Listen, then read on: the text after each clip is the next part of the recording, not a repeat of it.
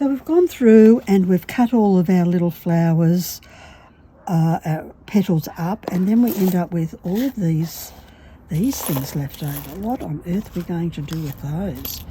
Well, they make little flowers too.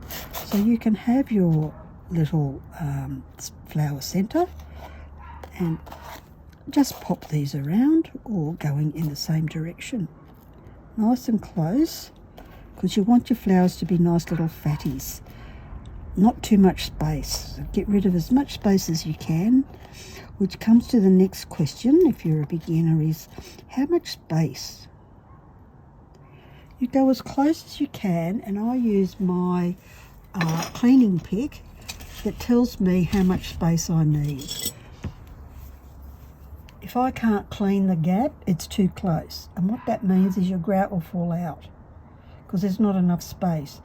Some grout, I have one grout that can do 1 mil gaps. Another one, well, another 2 that I like, the ones I like the most, will only go down to 2 mil. So this is about that.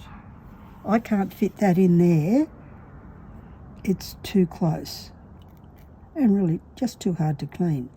Likewise, if my grout can't do this width, it's likely to fall out as well. So just check those and see what you might want to do with that.